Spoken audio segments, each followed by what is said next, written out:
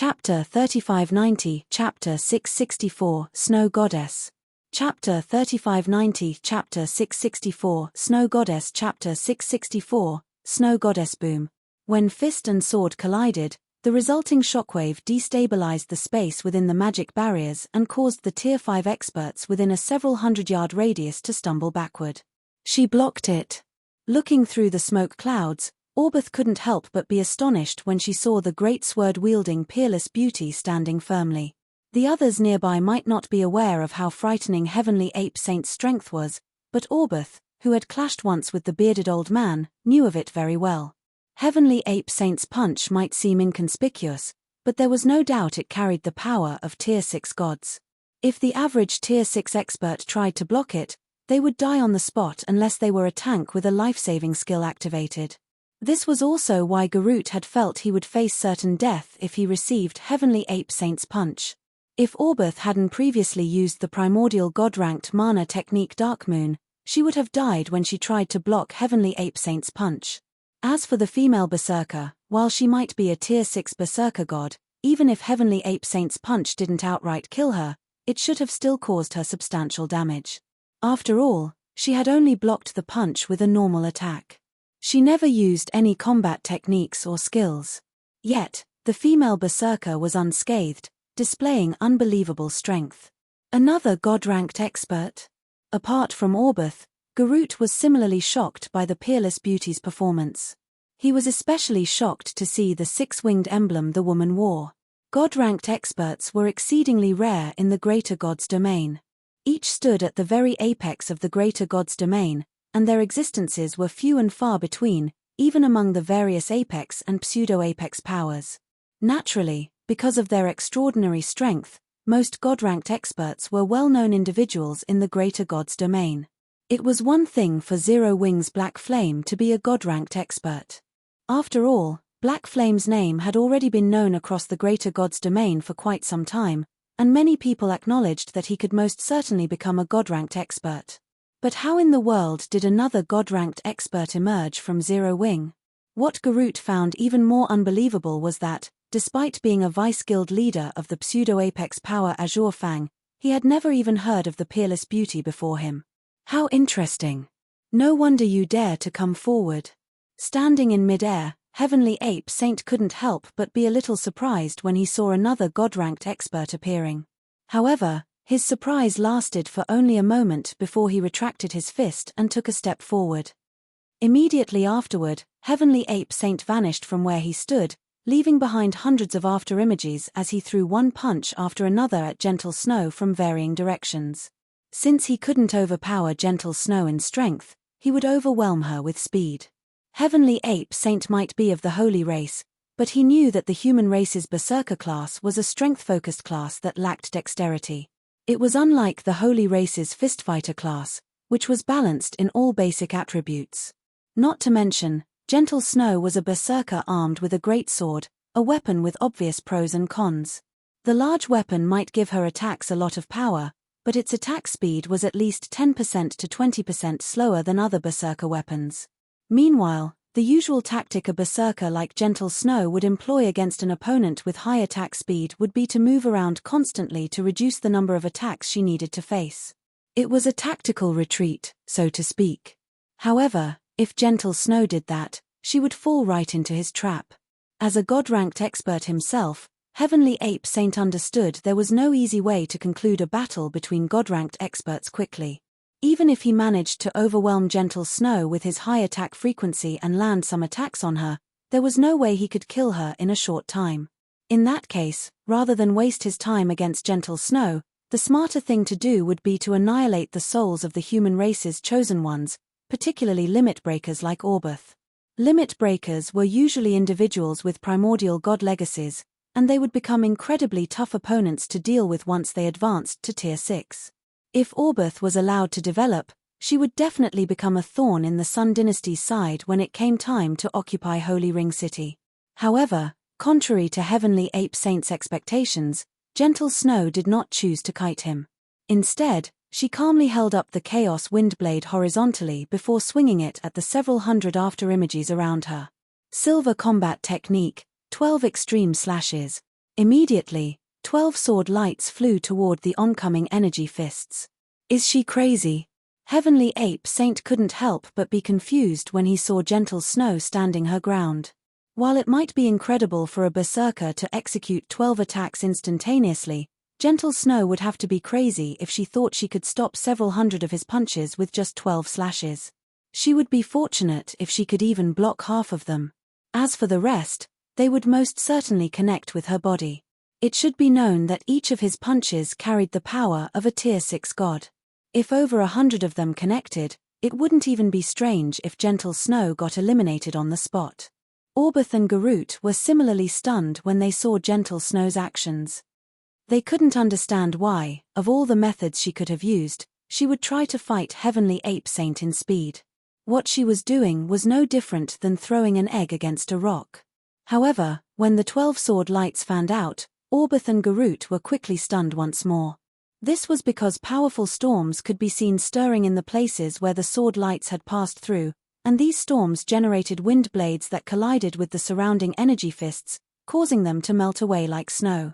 Meanwhile, these wind blades were none other than the result of the Chaos Windblade's hidden ability, and this hidden ability was what gave gentle Snow the confidence to stand her ground against Heavenly Ape Saint's rapid attacks. By the end of gentle Snow's 12 extreme slashes, not only did all of Heavenly Ape Saint's afterimages and energy fists disappear, but Heavenly Ape Saint himself had also reappeared 500 yards away from gentle Snow with his right arm trembling slightly. Die. Before Heavenly Ape Saint could even process what had just happened, gentle Snow promptly followed up her small victory with another attack. Bronze Combat Technique, Triple Sword Flash. While only a bronze combat technique, Triple Sword Flash was the fastest offensive combat technique in gentle Snow's repertoire. When she paired it with her Chaos Windblade's strength and god-ranked mana, her attacks could overwhelm Tier 6 gods of the same level. Subsequently, 3 sword lights tore through space as one and instantly arrived before Heavenly Ape Saint. They moved so fast that even Tier 6 assassins would have trouble reacting to them. However, Heavenly Ape Saint was an expert at the extrasensory realm. While startled by the attack that even his 5 senses had trouble tracking, he followed the warning from his 6th sense and instinctively gathered all his strength and punched out. Holy Art, Heaven Bombardment. For a brief moment, an illusory giant several hundred meters tall appeared in Heavenly Ape Saint's place and punched at the oncoming sword light. Boom! Following a loud explosion, Orbith and Garut's eyes went wide as they saw Heavenly Ape Saint getting sent flying several hundred yards away. And although the bearded old man landed on his feet, his arms were shaking, and his HP had fallen by roughly 5%. He had obviously lost to gentle Snow in a competition of strength, and the difference was far from a little. After looking at his trembling arms, Heavenly Ape Saint hurriedly shouted into his team chat, "Old Scorpion, help me. I can't hold this place by myself." His exchange with gentle Snow might seem like it had lasted for some time, but only 2 seconds had passed thus far in reality. If he didn't ask for help, he'd become a corpse before the minute was even over. But even after Heavenly Ape Saint waited for some time, he did not receive a reply from Tailless Scorpion, the bald old man he had called out to. Just as he was about to get angry, Tailless Scorpion finally made a response. "No. You come and help me, old ape. I'm the one who's having trouble holding on. If you find any errors, broken links, non-standard content, etc., please let us know. Report chapter so we can fix it as soon as possible." Chapter 3605, Chapter 679, Legendary Winter of Eternal Night. Chapter 3605, Chapter 679, Legendary Winter of Eternal Night. Chapter 679, Legendary Winter of Eternal Night. World Arc, Soul Lake. Time passed, and roughly 10 hours after Shafong locked in his desired items, a group of dark figures appeared a short distance outside the resurrection camp. These dark figures radiated a mighty aura, and their presence unnerved many of the players in the camp. "Is it an enemy attack?" Unrestrained Lionheart muttered, a hint of astonishment flashing in his eyes as he looked at the dark figures. The approaching dark figures might only number 20, but every one of them was a bona fide Tier 6 player. Among them, the cloaked and masked person moving in the lead even wielded a divine weapon and radiated an aura comparable to Verdant Rainbow. "It shouldn't be." Fry shook her head after observing the dark figures for a moment. They might be powerful, but they're not radiating holy power. Mana is even continuously gathering around them, so they should be human experts. And if that's the case, they shouldn't have a reason to fight for our resurrection camp since there are still plenty of unoccupied camps in the inner area. As soon as Fry finished speaking, the 20-man team arrived at the edge of the magic barrier erected around the Soul Lake's resurrection camp. We are from the Eternal Chamber of Commerce. We are here to distribute the items you have exchanged from the Seven Luminaries Alliance, the cloaked man standing in the lead said as he revealed the Eternal Chamber of Commerce's guild emblem to everyone in the camp. The Eternal Chamber of Commerce. Following the masked man's words, the players in the resurrection camp sighed in relief and quickly welcomed the 20-man team inside the magic barrier. Nobody doubted the validity of these dark figures' identities, either. It was impossible to falsify guild emblems in God's domain.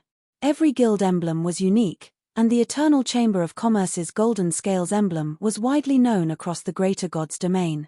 As expected of an apex power, when Garut saw that the Eternal Chamber of Commerce had mobilized 20 Tier 6 experts and 1 divine artifact just to run errands, he couldn't help but be shocked. In the current Eternal Realm, even the pseudo-apex powers would not have more than 1 or 2 Tier 6 experts under their command. Yet, the Eternal Chamber of Commerce could afford to have 20 Tier 6 experts run errands for the Seven Luminaries Alliance. This was something no pseudo-apex power could think of accomplishing. Of everyone in the resurrection camp, only Shifeng remained unfazed by the Eternal Chamber of Commerce's show of strength. The Eternal Chamber of Commerce's existence might be a mystery to many, but Shifeng knew that Eternal's foundations were only slightly inferior to the Seven Luminaries Alliance. When it came to facilitating transactions across the greater God's domain, Eternal was even vastly superior to the Seven Luminaries Alliance. After entering the resurrection camp, the leader of Eternal's delivery team approached Shifeng and handed him 2 crimson metal cubes, saying, "Here are the items you have requested, Guild Leader Black Flame." Shifeng accepted the metal cubes, satisfaction filling his heart. These 2 metal cubes were none other than the 2 units of refined void blood he had requested. With the refined void blood, he should have no trouble upgrading the Winter of Eternal Night to the legendary rank. "Please accept this gold VIP token as well, Guild Leader Black Flame," the masked man from Eternal said as he handed Shifeng a golden token with the word Eternal engraved on it. "With this token, you can participate in any of the auctions taking place on the Dark Star auction house's 300th floor or above." Fry and Garut grew even more surprised when they saw the gold token the masked man handed to Shifeng. They never thought the Eternal Chamber of Commerce would give Shifeng one of its gold VIP tokens.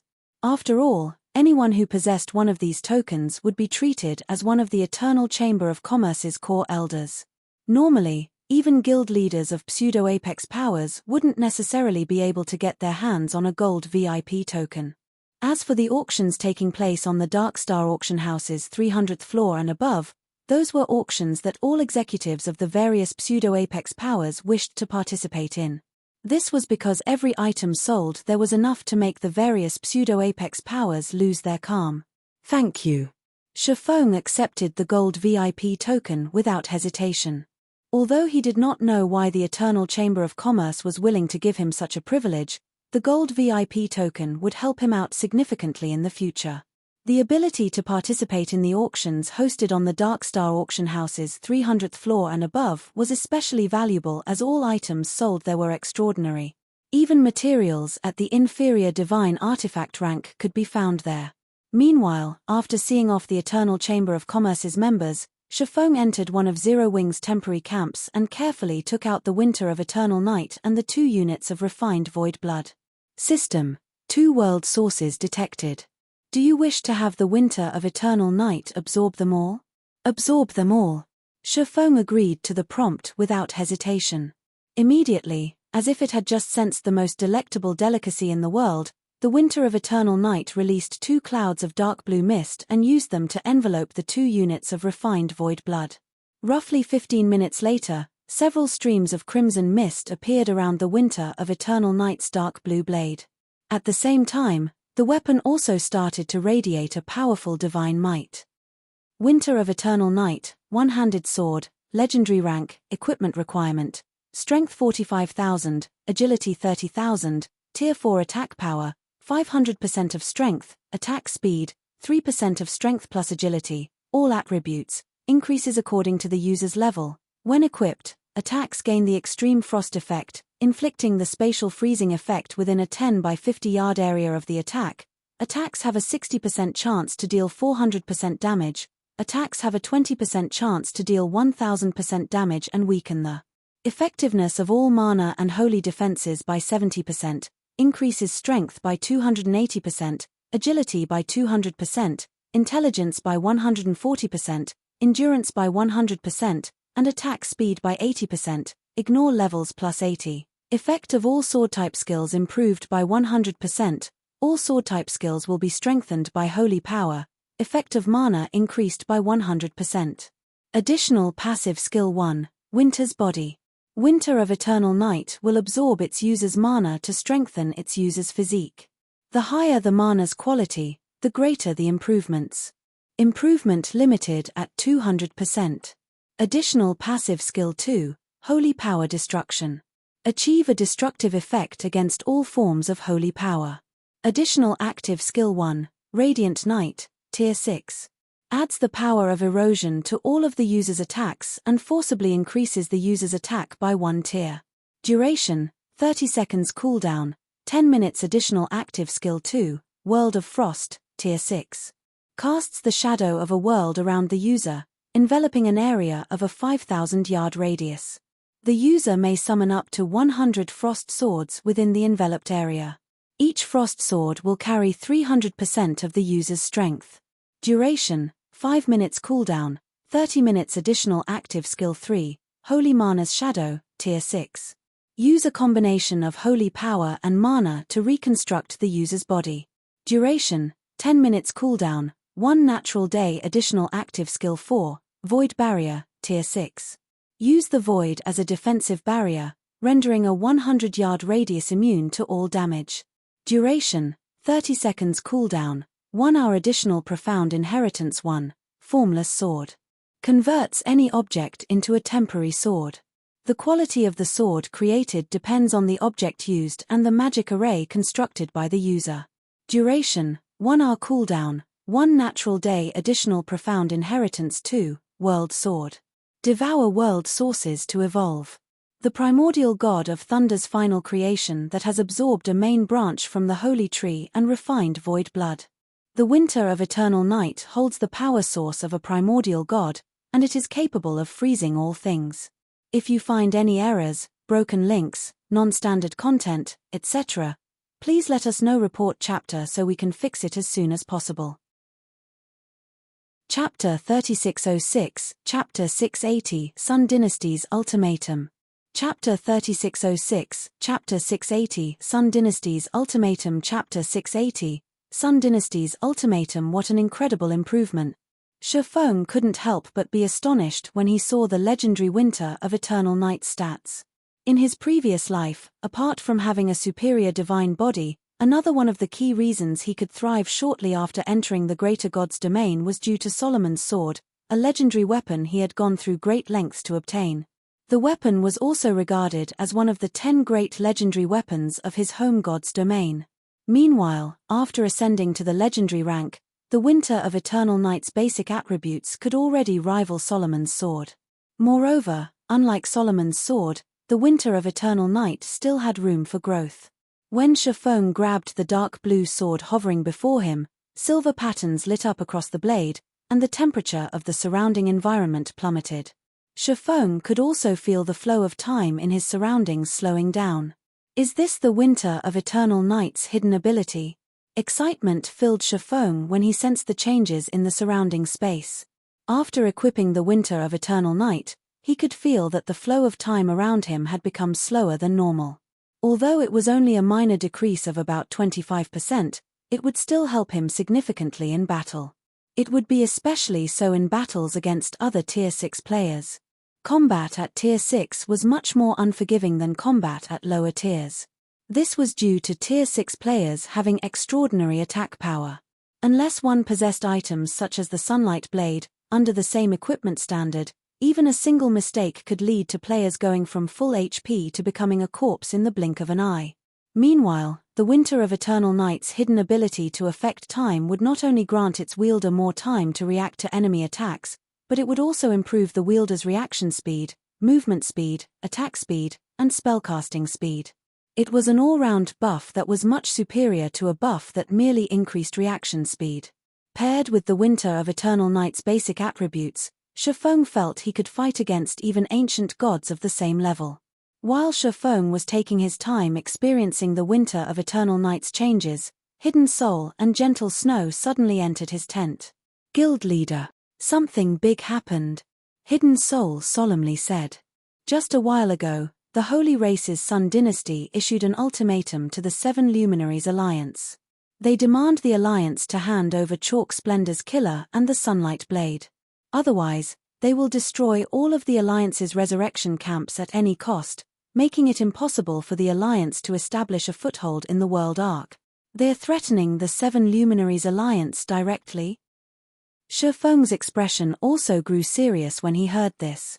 Although Shifeng had long guessed that the Sun Dynasty wouldn't remain silent over Chalk Splendor's death and the loss of the Sunlight Blade, he never thought the Sun Dynasty would be so ruthless as to threaten the Seven Luminaries Alliance. "Should we return to the Crystal City immediately, Guild leader?"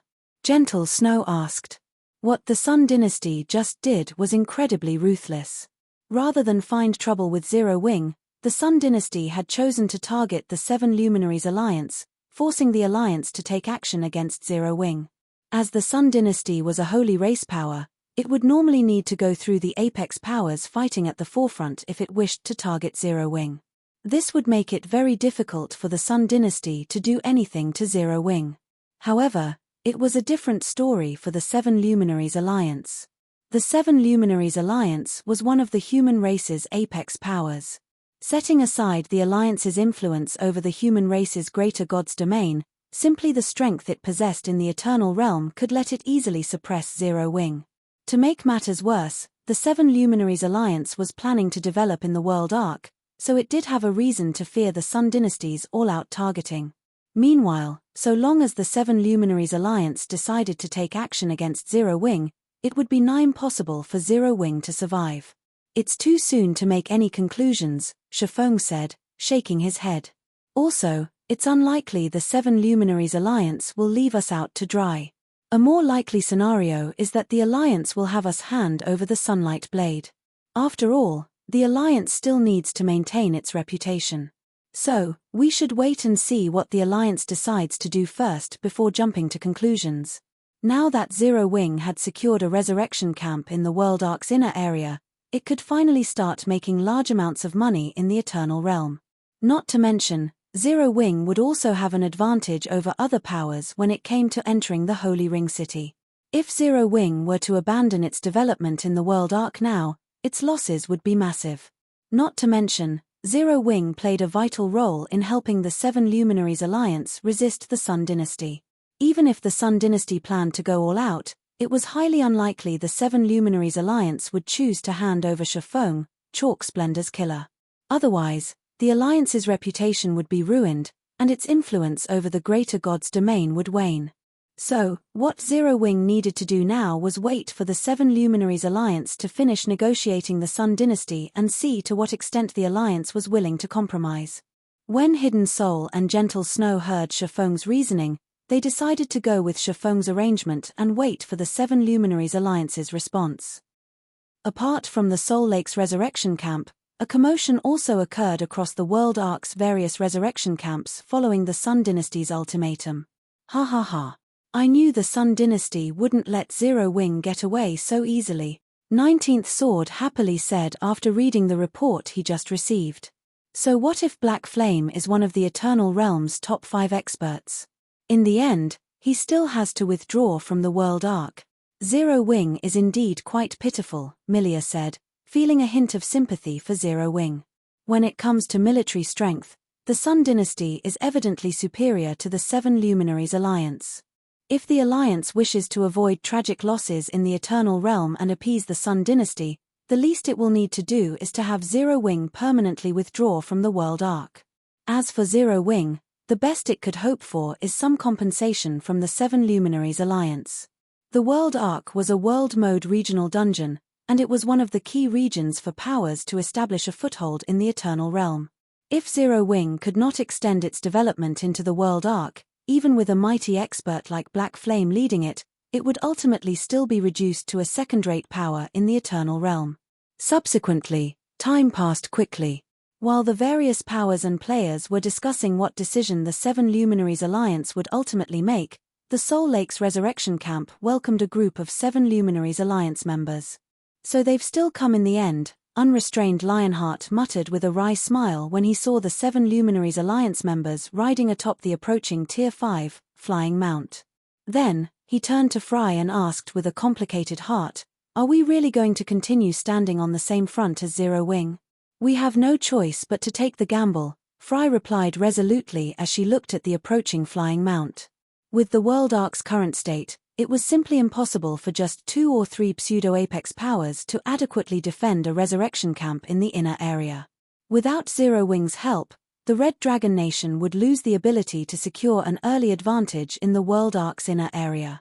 Meanwhile, even if the Seven Luminaries Alliance chose to compromise with the Sun Dynasty and Zero Wing refused to comply, the most the Alliance would do was let the Sun Dynasty fight Zero Wing without interfering. So, Fry planned to continue standing on the same front as Zero Wing.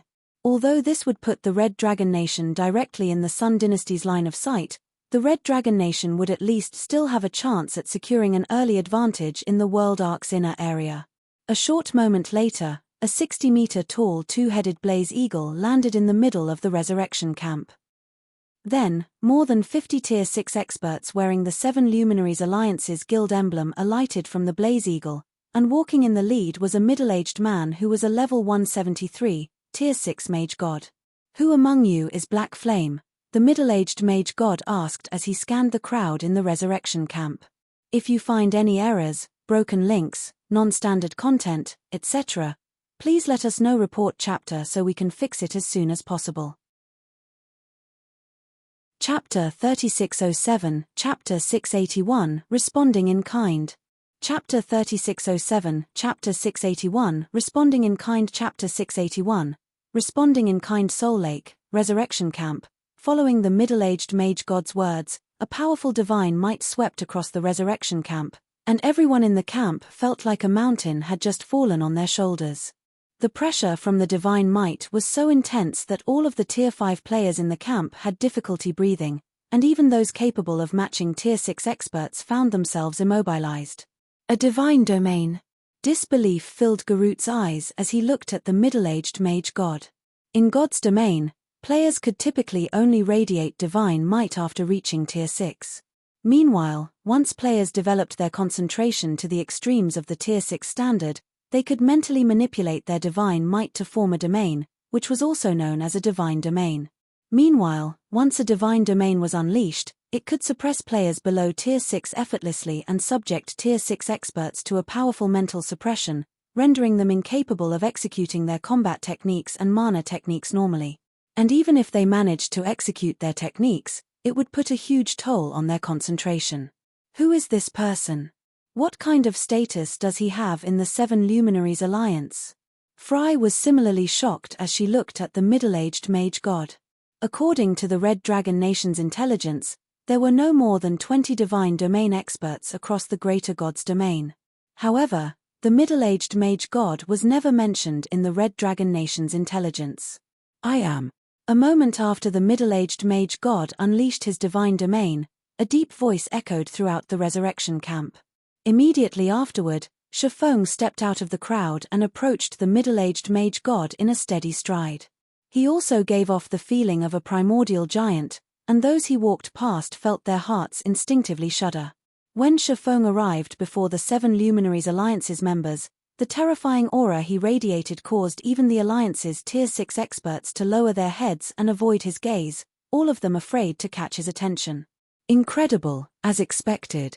No wonder Little Rainbow has praised you so highly," the middle-aged mage god said, smiling as he looked at Shifeng. "I am Aimless Bloodshed, a core elder of the Seven Luminaries Alliance. I am here this time to talk to you about the Sun Dynasty's matter, Guild Leader Black Flame." Aimless bloodshed? Shifeng briefly fell into a daze when he heard the middle-aged mage god's introduction. Experts whose concentration had reached the extremes of Tier 6 were exceedingly rare in the Greater God's domain. In the current timeline, the existence of the Seven Luminaries Alliance's aimless bloodshed was indeed unknown to the Greater God's domain. However, in Shifeng's previous life, aimless bloodshed was incredibly famous during the war between the two races. He made his debut on the public stage in a major battle during the war, and he revealed himself as a divine domain expert as soon as he appeared. Meanwhile, with the help of his divine staff Divine Spirit, he could rank among the Greater God's domain's top 3 when it came to mental attacks. Though, for some reason, the first time aimless bloodshed made a public appearance was also his last. He never participated in any subsequent battles, and nobody was able to uncover much information about him. May I know what the Seven Luminaries Alliance has decided, Elder Bloodshed? Shifeng asked. The Sun Dynasty has reacted intensely this time, but the Seven Luminaries Alliance is no pushover, either. Chuckling, aimless bloodshed said, based on our negotiations with the Sun Dynasty, we can offer Zero Wing 2 options. 2, is it? When Shifeng heard aimless bloodshed's words, he could more or less guess what the other party would say next. The first option is for Zero Wing to hand over the Sunlight Blade and withdraw from the World Arc. In return, the Sun Dynasty will give Zero Wing 3 pieces of universal legendary equipment and let this matter slide, aimless bloodshed said. Should the Sun Dynasty dare renege on its promise, the Seven Luminaries Alliance will respond in kind. As for the second option, Zero Wing will similarly have to hand over the Sunlight Blade, but the Sun Dynasty won't offer any compensation. Instead, Zero Wing may continue competing in the World Arc.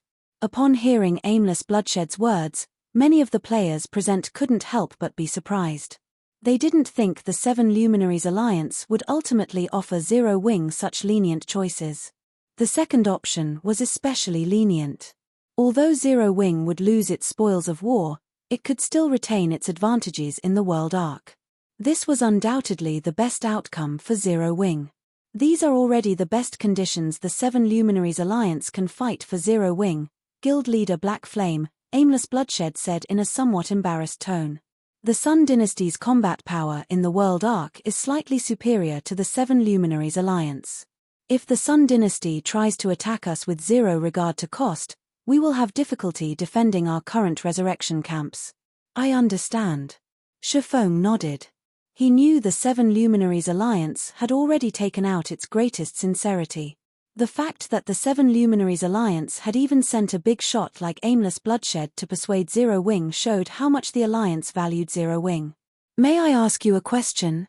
Feel free to ask anything, Guild Leader Black Flame, aimless bloodshed answered, smiling. If Zero Wing goes to war with the Sun Dynasty, can the Seven Luminaries Alliance remain neutral? Shifeng calmly asked. Go to war with the Sun Dynasty? Aimless bloodshed froze momentarily, his mind failing to process Shifeng's words. Yes. Zero Wing will go to war with the Sun Dynasty, Shifeng stated resolutely. The Sunlight Blade was one of the Sun Dynasty's 7 arcanas. Its value was extraordinary, and it could easily be traded with the Holy Race for 2 universal divine artifacts. The Sun Dynasty's compensation of 3 pieces of legendary equipment was nothing but a joke. In his previous life, he never got the opportunity to own even 1 divine artifact. Now that he had a chance to own 2, he naturally wouldn't abandon it easily. It was especially so now that he had upgraded the Winter of Eternal Night to the legendary rank. In the World Arc, he had no need to fear the Sun Dynasty. This, after hearing that Shifeng was serious, aimless bloodshed couldn't help but say, "Are you really going to provoke the Sun Dynasty, Guild Leader Black Flame? That's one of the Holy Race's 10 royal powers we are talking about. It is a tough opponent, even for the Seven Luminaries Alliance." At this moment, aimless bloodshed felt that Shifeng must have lost his mind. After all, an upstart power in the Eternal Realm was trying to pick a fight with an opponent that even the Seven Luminaries Alliance dreaded. This was no different than having a death wish. While Zero Wing might not be a royal power, we won't capitulate just because of a few words. In a resolute tone, Shifeng said, since the Sun Dynasty insists on using force, we will simply respond in kind. If you find any errors, broken links, non-standard content, etc., please let us know. Report chapter so we can fix it as soon as possible. Chapter 3608, Chapter 682, World Gate's Initial Appearance. Chapter 3608, Chapter 682, World Gate's Initial Appearance. Chapter 682, World Gate's Initial Appearance. Is he crazy? Unrestrained Lionheart couldn't help but doubt his ears when he heard Shifeng's resolute words. Is he not afraid that Zero Wing would be erased from God's domain? Anyone who had participated in the defense of the Seven Luminaries Alliance's resurrection camps should know how powerful the Holy Race's royal powers were by now. It simply wasn't possible for any human power to resist a royal power on its own. Even an existence as mighty as the Seven Luminaries Alliance could just barely resist the Sun Dynasty. Although Shifeng was a taboo-level expert, an existence such as the Sun Dynasty should have quite a few such experts. Even if Shifeng could ensure his own safety, what about the rest of Zero Wing? At this time, Fry was similarly surprised by this situation. She didn't think Shifeng would refuse both options proposed. The second option, in particular, could already be considered generous.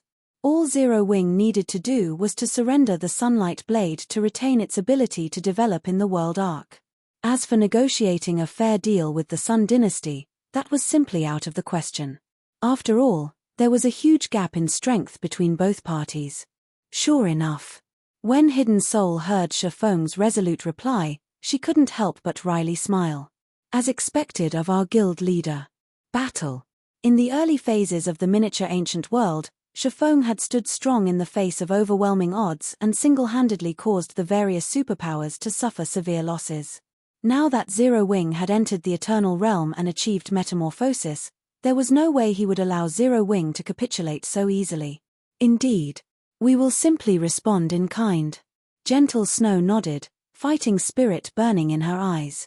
The Sun Dynasty might be a frightening existence, but Zero Wing wasn't a pushover, either.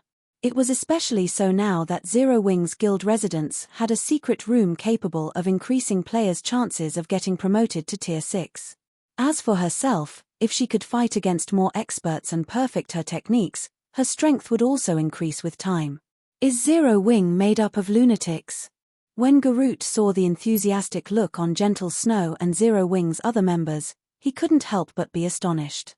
The Sun Dynasty had already proven itself to be superior to the Seven Luminaries Alliance in combat. Logically, all powers should be doing their best to avoid confrontations with the Sun Dynasty. Yet, even though Zero Wing was clearly presented with an opportunity for reconciliation, Shifeng chose to take the initiative to provoke the Sun Dynasty. Moreover, aside from Shifeng, the rest of the Zero Wing members also shared a similar sentiment. It was as if the entire guild was made up of lunatics. Can the Seven Luminaries Alliance remain neutral, Elder Bloodshed? Shifeng asked once more as he looked at the dazed middle-aged man before him. Although I haven't consulted with my superiors, I can say with certainty that the Seven Luminaries Alliance is a human power, so we will never side with the Holy Race, Aimless Bloodshed said confidently. If anyone dares to assist the Holy Race, I will be the first to object. Thank you very much, Elder Bloodshed, Shifeng gratefully said. Subsequently, Aimless Bloodshed quickly left for one of the Seven Luminaries Alliance's resurrection camps to report Zero Wing's decision to his superiors and have them prepare for the inevitable. Time passed quickly. Several hours after Zero Wing made its decision, the World Arc's various powers also learned of the outcome, and a huge commotion swept across the entire Eternal Realm. It should be known that not even the various pseudo-apex powers would dare to publicly challenge one of the Holy Race's royal powers. Yet, Zero Wing, an upstart guild in the Eternal Realm, had done it. This was undoubtedly the most shocking piece of news to date in the Eternal Realm. At the same time, because the Seven Luminaries Alliance had finished establishing its defenses in the World Arc's inner area, it no longer restricted players from entering the inner area. And as Zero Wing managed to safely occupy the Soul Lake's resurrection camp, many players flocked to the camp. After much deliberation, Shifeng ultimately decided to charge each player 20 Eternal Silver for registering at the resurrection camp. This might be a significant sum for Tier 5 players operating in the Eternal Realm, But many players still chose to register at the Soul Lake's resurrection camp regardless. After only a day, over 50,000 players had registered at the camp already. After all, so long as players registered at a resurrection camp in the inner area, not only could they be resurrected in the World Ark's inner area, but the death penalty they suffered could also be reduced. Even if this was only the fee for one registration, it was still a worthwhile trade considering the potential profits they could gain from the World Ark's inner area. If not for many players being wary of the Sun Dynasty, many more players would have come to register at the Soul Lake's resurrection camp. What do you think is going on with the Sun Dynasty, guild leader? It's been more than a day since our response, yet they still haven't shown any signs of taking action, Hidden Soul said in confusion. More and more players were coming to register at the Soul Lake's resurrection camp, yet not a single Holy Race player had appeared near the camp thus far. Could they simply be trying to intimidate us, but in reality, they don't actually have the strength to deal with us? Ever since the Seven Luminaries Alliance forwarded Zero Wing's rejection, the Sun Dynasty did not make a single response. In fact, according to Zero Wing's investigation, the Sun Dynasty had even reduced its activities at the inner area's frontlines. They are merely gathering their strength, Shifeng said nonchalantly.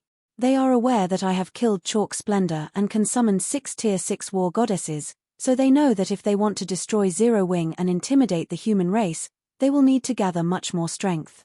Not to mention, the Holy Race has many Tier 5 experts capable of advancing to Tier 6. They simply lack the necessary resources to get promoted. In that case, should we have more of our internal 5th floor experts enter the secret room and advance to Tier 6, guild leader? Hidden Soul asked worriedly. The Sun Dynasty undoubtedly had a frightening number of Tier 5 experts capable of advancing to Tier 6. In comparison, although Zero Wing had a medium world fragment, for the sake of secrecy, they only dared to let trustworthy members enjoy the medium world fragment's benefits thus far. As a result, Zero Wing didn't have many experts capable of completing their Tier 6 promotion at a reliable success rate. If this situation persisted, Zero Wing would only become more disadvantaged over time in the World Arc. Shifeng couldn't help but hesitate. Admittedly, letting more internal members enjoy the medium world fragment's benefits and advance to Tier 6 would increase Zero Wing's overall strength. However, it would also increase the risk of exposing the medium world fragment's existence. After all, most of Zero Wing's internal members in the Crystal City of Secrets weren't based in Star Lake City in the real world. It was unrealistic to think that everyone could keep this matter a secret. Meanwhile, once the medium world fragment's existence was exposed, Zero Wing's opponent would no longer be limited to the Holy Race's Sun Dynasty. Instead, it would have to go up against the various human powers operating in the Eternal Realm. While Shifeng was hesitating, Gentle Snow suddenly barged into the tent in a hurry. Guild leader, I just received an offline message regarding our God's Domain's World Gate. Excitedly, Gentle Snow said, it has finally appeared in the Starlight Realm. TL notes, 1. Resurrection Camp registration. I believe 100% of the 20 Eternal Silver fee charged goes to Zero Wing, as the Red Dragon Nation and Azure Fang probably want to save their slots for their own members' allies. Also, judging by the following, even if this was only the fee for one registration, each registration should only allow players to be resurrected one time at the camp. Once players have exhausted their resurrection chance, they'll probably have to pay the fee and register again for subsequent resurrections. If you find any errors, broken links, non-standard content, etc., please let us know. Report chapter so we can fix it as soon as possible. Chapter 3609, Chapter 683, Returning to God's Domain. Chapter 3609, Chapter 683, Returning to God's Domain. Chapter 683, Returning to God's Domain. Has it appeared already? Shifeng was pleasantly surprised by the news Gentle Snow brought him. Any God's Domain that wished to connect with the greater God's Domain would need to do so through a world gate. However, before a God's Domain was linked with the greater God's Domain, its world gate could not be seen in the greater God's Domain. Only when a God's Domain was close to being fully connected would its world gate appear in the greater God's Domain. Meanwhile, once the world gate revealed itself, it would open at varying times. Depending on the rank of the God's Domain in question, It could take as soon as several days to as late as several months for the World Gate to open. In addition, unlike the World Gate of miniature worlds, the World Gate of a god's domain did not have any restrictions. As soon as it opened, Tier 6 players could pass through it immediately. There was no gradual process to speak of. The situation would be completely different from the miniature ancient world, where, even now, its World Gate only allowed Tier 5 players to pass through. For most players, whether living in the greater god's domain or the god's domain that was opening up, the appearance of a World Gate could only be considered a pleasant surprise. At best, they would have access to more resources and business opportunities. However, for the current Zero Wing, it was an opportunity to achieve a qualitative transformation. According to the Green God Corporation, our god's domain's World Gate appeared in the Starlight Realm roughly 5 hours ago, and it is situated in the northern wasteland that's close to the ancient River Kingdom, Gentle Snow said. The Green God Corporation also states that the World Gate will open in 10 days at the latest and that the powers of 2 realm empires and 6 realm kingdoms have already mobilized their armies to surround the gate. At that time, I'm afraid it is going to be difficult to enter or exit the gate. Aside from the lofty apex and pseudo-apex powers, I doubt anybody can resist the resources and experts of an entire god's domain, Shifeng said, unsurprised by Gentle Snow's report. I need to make a trip back to our god's domain immediately.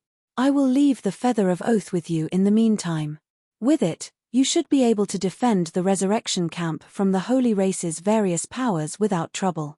But if defeat is inevitable, make sure to retreat without hesitation. No need to make meaningless sacrifices. Normally, it should be impossible for players to cross a World Gate before it opens. However, Shifeng was an exception. Previously, he had acquired a grey key in the miniature ancient world that allowed him to freely travel between god's domains. However, there was a precondition for using the grey key. He needed to know the exact location of the god's domain he wished to visit. Originally, he had thought of finding a sealed passage in the miniature ancient world that was connected with his home god's domain. That way, he could use the grey key to travel to the god's domain he had lived in for many years and obtain the Godslayer's legacy. However, his development speed and the opportunities he had encountered far exceeded his imagination. Not only did he get his hands on the primordial abyssal god's legacy, but he had even obtained a primordial chaos body and constructed a superior divine body with it. These opportunities completely eliminated the need for him to acquire the Godslayer's legacy. Hence, he had postponed returning to his home god's domain. But now that the World Gate had appeared, it was imperative that he returned before they opened. Zero Wing had annexed many guilds in the miniature ancient world. A few examples were the Star Alliance, 100 Flower Palace, and Mysterious Moon. These first-rate guilds all possessed many Tier 5 and Tier 6 players in their home god's domain. So long as Zero Wing could absorb these experts and bring them to the Eternal Realm, Zero Wing could increase its strength without having to worry about exposing the medium world fragment's existence. Not to mention, these Tier 5 and Tier 6 experts had been operating on their home god's domain for as long as 10 years now. Even a Tier 3 player could reach level 200 when given such a long time, let alone players of higher tiers. Meanwhile, level 200 was a massive turning point in God's domain. The benefits players could receive from reaching level 200 would be no different than achieving a 1-tier promotion. Under the same tier, a level 200 player fully equipped with epic weapons and equipment could match a level 190 player fully equipped with legendary equipment. And if the opponent was a level 180 player, they would be beaten black and blue, even if they had a legendary weapon.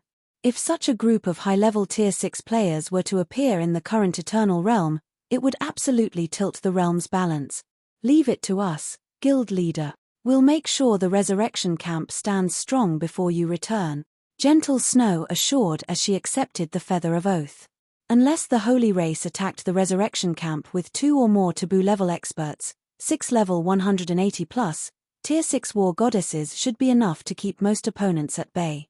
Not to mention, she, Hidden Soul, Fire Dance, and Crimson Heart had already exchanged a gold combat technique suited for themselves from the 7 Luminaries Alliance. With the assistance of Eternal God Crystals, they should have no trouble mastering their respective gold combat techniques. Most importantly, Shifeng had already summoned Azure Shadow's group to the resurrection camp a few hours ago. In certain aspects, the defenses of the Soul Lake's resurrection camp were superior to even the Seven Luminaries Alliance's resurrection camps. "Alright, I'll leave it to you all." After saying so, Shifeng activated world-breaking teleportation and left the Eternal Realm without hesitation. Starlight Realm, Northern Wasteland. The Northern Wasteland was a level 180 neutral map. Because it lacked high-level resources, apart from when the occasional world boss respawns, it was rare to see players roaming the map. Currently, though, the Northern Wasteland had become very lively due to the appearance of a new world gate here. Many Tier 5 and Tier 6 players at level 180 and above were gathered around the new world gate, and they were all from the various powers based in the neighboring kingdoms and empires. These powers prohibited any independent players from coming close to the world gate, fully intending to be the first ones to harvest the god's domain tied to the world gate. Sure enough, it is the same as before. Shifeng grew a little reminiscent when he saw the million or so players gathered around the world gate. When his home god's domain's world gate opened in his previous life, the various native players thought it would spell a massive fortuitous opportunity for them. However, what ended up welcoming them after they stepped out of the world passage was a siege from the greater god's domain's various powers. Many players died, and even Shifeng had only managed to escape after exhausting his trump cards. After a moment of observation, Shifeng made his way to a deserted canyon nearby and retrieved the grey key, which he hadn't used all this time, from his bag. System: a closed god's domain has been detected. Coordinates confirmed. Do you wish to open a portal and enter the closed god's domain? Open it. Shifeng nodded and chose to open the portal. Immediately, dark grey runes lit up across the grey key. 30 seconds later, a space-time passage opened up. Then, without hesitation, Shifeng stepped into the portal and disappeared from the canyon. If you find any errors, broken links, non-standard content, etc., please let us know. Report chapter so we can fix it as soon as possible. Chapter 3610, Chapter 684, The Current God's Domain. Chapter 3610, Chapter 684, The Current God's Domain. Chapter 684, The Current God's Domain. Amidst tall mountains covered by thundering skies. I'm finally back. While quietly taking in his surrounding environment, Shifeng couldn't help but find both familiar and foreign. In his previous life, he had spent the majority of his time fighting in this god's domain. He had even formed a guild and made it into the strongest guild in this god's domain. However, none of that had happened in this life, and the god's domain he was currently standing in was very different from the one in his previous life. System: ruined mountain range detected. System: communication with players outside the ruined mountain range has temporarily been disabled. The ruined mountain range? Upon receiving the system notifications, Shifeng couldn't help but look up at the thundering grey skies, feeling a little stressed. The ruined mountain range was labeled as a forbidden land in his home god's domain. It was a place where even Tier 6 players were not free from danger. The ruined mountain range was split into 4 areas: outer, inner, central, and core. The deeper one traveled, the greater the danger one would face. Even in his previous life, Shifeng had never set foot into the ruined mountain range's core area, and he could just barely operate in the central area. Currently, although he was only standing in the ruined mountain range's inner area, there was still a real chance of him dying if he wasn't careful. Immediately, Shifeng searched for a path that led to the outer area and hastily left the inner area. There were 3 major threats in the ruined mountain range. The first major threat was the lightning strikes that grew stronger as one traveled deeper into the mountain range. In the inner area, any random lightning strike could easily kill the average Tier 6 player. If struck by multiple lightning strikes simultaneously, even ancient gods could be killed. This made it so that even Tier 6 players would not dare to fly and could only walk on the ground. The second major threat was the powerful mysterious energy that corrodes players' bodies. Likewise, this energy grew stronger the deeper one traveled. Meanwhile, once a player was fully corroded, they would be forcibly logged out of the game, and their in-game character would die on the spot.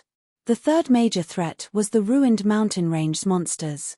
Unlike most monsters in God's domain, the ruined mountain range's monsters could grow as they fought against players.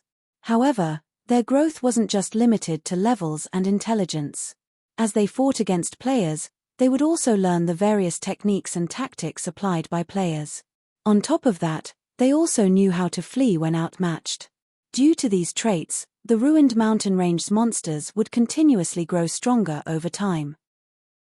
As a result, when exploring the ruined mountain range, many Tier 5 players would find themselves incapable of soloing even Tier 4 mythic monsters of the same level, while Tier 6 players could just barely suppress a Tier 5 legendary monster by themselves. In Shifeng's previous life, many experts kept exploring the ruined mountain range in large teams, and their actions led to the monsters inside growing to a frightening degree. At that time, if a Tier 6 expert entered the ruined mountain range without a team and encountered a Tier 6 divine monster, their death would be practically guaranteed. Multiple Tier 6 experts needed to move together to stand a chance at surviving. So, one could simply imagine how frightening those monsters were. Although Shifeng didn't know to what extent the various powers experts had trained the ruined mountain range's monsters in this life, based on his experience, those monsters should have already grasped bronze combat techniques and mana techniques at the very least. They should have also grasped many combination techniques. With his current strength, Shifeng was confident he could kill lone divine monsters by himself. However, if he got caught up in a fight against multiple divine monsters or one divine monster and numerous legendary monsters, they could easily occupy him until he died from mysterious energy corrosion. As his primary goal in returning to his home god's domain was to absorb the various first-rate guild's experts into Zero Wing and send them to the Eternal Realm, he naturally couldn't afford to waste time in the ruined mountain range. Ruined mountain range, inner area. After sprinting for 3 hours, Shifeng arrived at a canyon shrouded in thorny vines. Then, he entered a cave connecting the ruined mountain range's inner and outer areas. This is, when Shifeng entered the cave and arrived at the cavern inside, he couldn't help but be surprised by the scene he saw. Currently, inside the spacious cave the size of a sports stadium, tens of thousands of players were gathered. The weakest among these players were at level 190, Tier 4, while the stronger ones were level 190 plus, Tier 5 experts. Most of these players stood in groups of several dozen, while the rest were players hawking wares in the cavern. Selling level 200 epic weapons and equipment for cheap. Whisper me if you're interested. Selling Tier 5 random teleportation scrolls. They can save your life at critical moments. Only 3 left. First come, first served. Buying Grandmaster rank food in bulk. Can pay with 7 luminaries crystals. Over 100 players were hawking wares at the cavern's entrance. The cavern looked so lively that Shifeng felt he was standing in a town's marketplace rather than an incredibly dangerous forbidden land. In addition, all of the items being traded here were normally very hard to come by in God's domain. What is going on here? Shifeng couldn't help but doubt his eyes as he looked at the crowded and lively cavern. The ruined mountain range was a forbidden land for humans. Many expert players might come here to explore, but due to the ruined mountain range's hostile environment, players could not truly rest here. Hence, there should not exist any gathering place for players in the ruined mountain range. Instead, teams that explored the ruined mountain range would usually find a safe location to use as a temporary shelter. However, the cavern before him was akin to a market. The liveliness here was comparable to the average NPC town in the outside world. This was a situation he had never heard of in his previous life. While Shifeng was feeling confused, some players started to loudly recruit members for teams in the middle of the cavern. Recruiting 10 level 200 plus, Tier 4 experts and above for a direct trip to the central area. We have 3 level 200 plus, Tier 5 professional league experts leading the team, recruiting for a temporary team to the central area.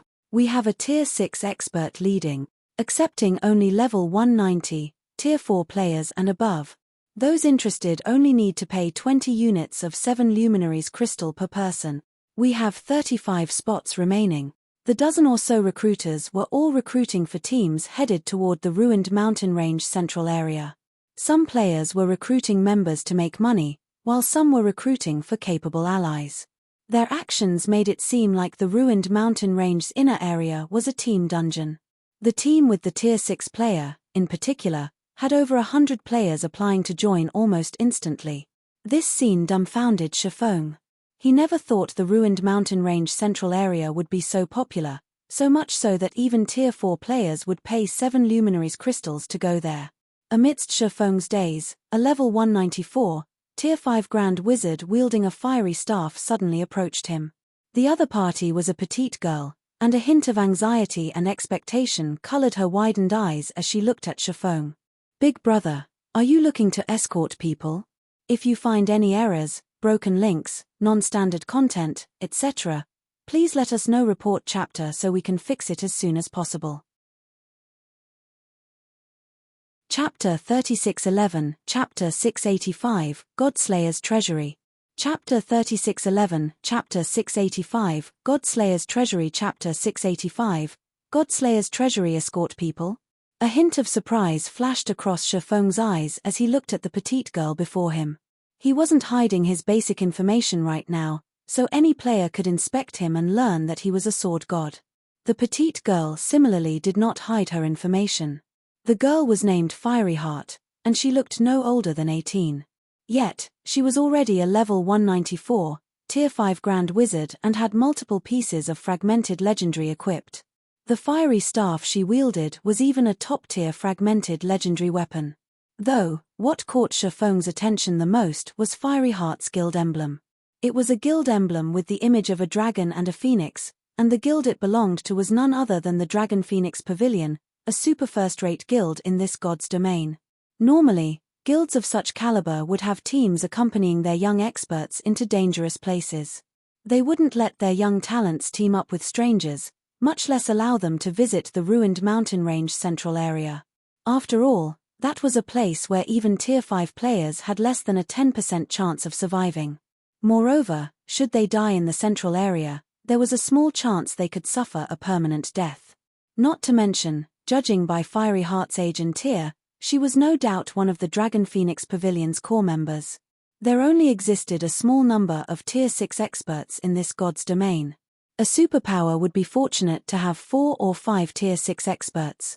So, Tier 5 experts remained the main combat power of the various powers, and the loss of even one Tier 5 expert would be significant.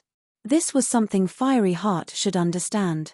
Yet, Fiery Heart had not only appeared in the ruined mountain range, but she was even asking Shifeng, a stranger, to escort her to the central area.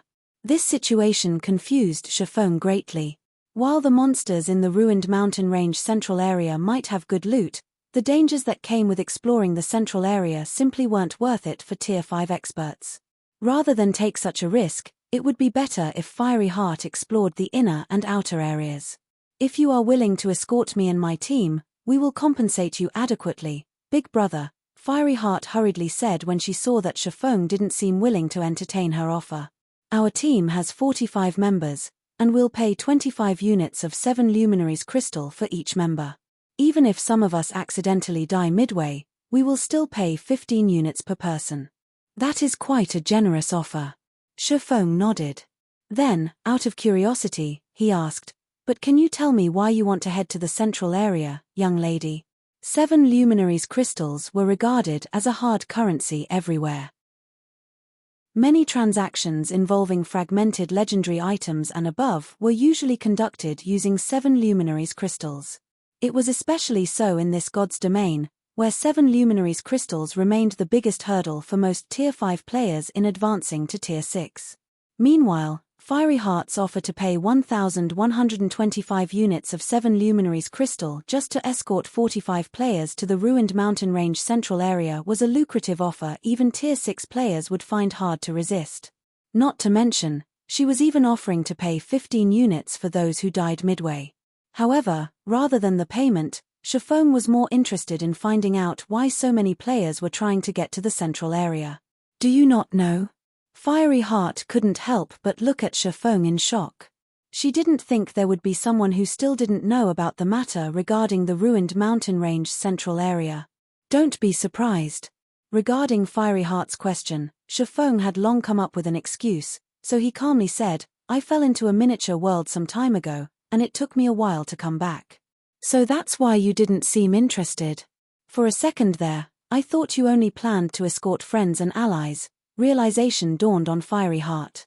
Then, she explained, well, the matter regarding the central area isn't much of a secret. A few days ago, an ancient ruin called the Ruined Temple appeared in the central area, so many people are going there to explore it, hoping to reap a big harvest. Fiery Heart did not doubt Shifeng's reasoning. After all, many players would abruptly disappear from time to time in God's domain, and most of these disappearances were due to players entering various miniature worlds. It was also very common for players to be trapped in these miniature worlds for months and even years. The Ruined Temple? Shifeng fell into a daze when he heard this name.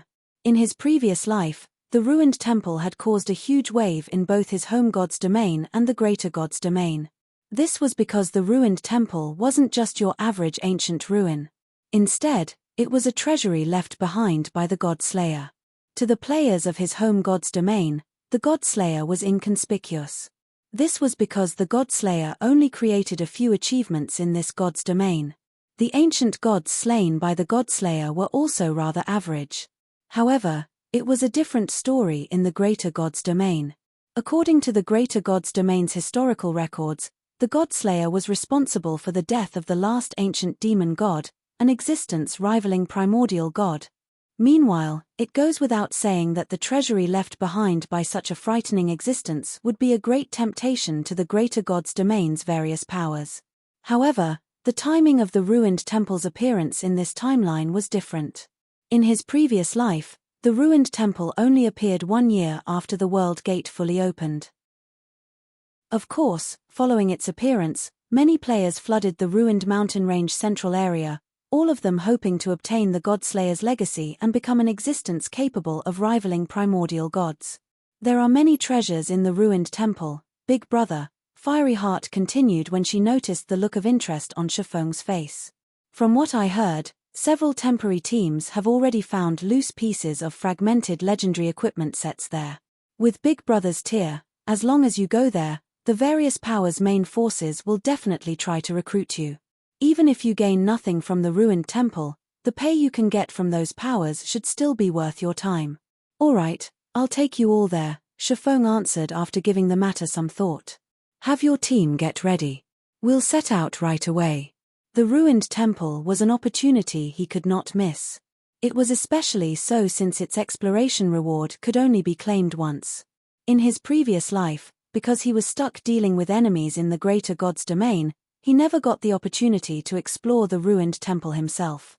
Now that the Ruined Temple had appeared, he naturally wouldn't miss it. Moreover, going by Fiery Heart's words, this God's domain's various powers had gathered in the ruined mountain range central area because of the Ruined Temple's appearance. With 100 Flower Palace and the others being first-rate guilds, they had most likely sent their main forces to explore the ancient ruin. This would make it much easier for him to gather them all together. Meanwhile, after hearing Shifeng's reply, Fiery Heart quickly left to inform her resting teammates. Are you sure that Uncle is reliable, Heart? A young man named Crying Blade asked. He was a level 200, tier 5 berserker, and he couldn't help but grow a little worried as he looked at the person Fiery Heart had found to escort them. Setting aside the fact that I've never even heard of him, his level is just 178. At such a low level, I highly doubt he can escort all of us safely to the Ruined Temple. Why don't we wait a little longer and find a higher-leveled tier 6 expert? The other members of the team nodded in agreement. A player's level was just as important as their tier. The ruined mountain range central area was filled with level 200 monsters. A level 178, tier 6 player would have their strength greatly restricted there. A moment after Crying Blade finished speaking, several players entered the cavern from the outer area. Walking in the lead was a woman with shoulder-length crimson hair, and she was a level 202, tier 6 sword god carrying 2 longswords on her back. Oh my god! Look! It's Crimson Mist, the Eternal Glory Adventurer team's newly promoted sword god.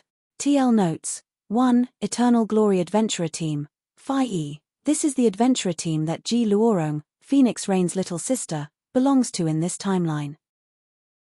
2. However, the timing of the Ruined Temple's appearance in this timeline was different. In his previous life, The ruined temple only appeared 1 year after the world gate fully opened. Going by these two sentences, my theory is that Shifeng's God's domain fully connected with the greater God's domain at the same time as it did in this timeline. In other words, it should have only become fully connected roughly 10-11 years after launch. If you find any errors, broken links, non-standard content, etc., please let us know. Report chapter so we can fix it as soon as possible. Chapter 3612, Chapter 686, New Generation of Experts. Chapter 3612, Chapter 686, New Generation of Experts. Chapter 686, New Generation of Experts. Following the arrival of Crimson Mist, the level 202, Tier 6 Sword God, all the players in the cavern inadvertently found themselves turning to look at her. Even Fiery Heart was not an exception. Incredible. Even though she's just standing there, I'm having trouble moving in her presence. As expected of one of the top 5 experts from the most recent S-League. Now that she has advanced to Tier 6, she can probably match the various superpowers veteran Tier 6 experts already. Match. I heard that Crimson Mist managed to kill a Tier 6 fallen angel with her team just recently for a legendary quest, and she obtained a legendary sword from the quest. In her current state, she can probably even try to fight Tier 6 gods of the same level. When the crowd in the cavern looked at Crimson Mist, all of them, regardless of gender, wore looks of yearning and worship. Tier 6 players were as rare as a phoenix's feather in God's domain. They were so rare that not every first-rate guild would have one. As for the various superpowers, many of them only had one Tier 6 expert. So, it wouldn't be an exaggeration to say that Tier 6 players represented the apex of strength in God's domain. In a situation where veteran Tier 6 experts were operating behind the scenes, Crimson Mist had become a living legend for the general public. The Crimson Sword. Shifeng also turned his sight toward Crimson Mist, and he couldn't help but scrutinize the female swordsman with crimson, shoulder-length hair. Shifeng had heard of Crimson Mist's name in his previous life. It was some time after his home god's domain became fully connected with the greater god's domain, and the owner of this name came from the newest generation of experts of his home god's domain. In that generation, 7 individuals stood out the most, and the public regarded them as the 3 gods and 4 saints. Meanwhile, one of the 3 gods was none other than Crimson Mist, the Crimson Sword. Because Shifeng had been busy evading Demon's Gate's pursuit in his previous life, he had only ever heard of Crimson Mist before. He never met her in person, and the only information he had on her was of her achievements in the greater god's domain.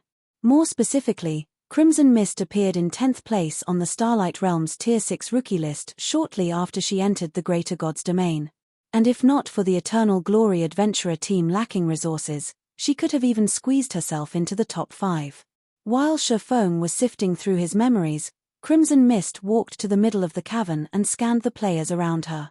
Then, she loudly announced, "Eternal Glory is hosting an escort to the ruined temple.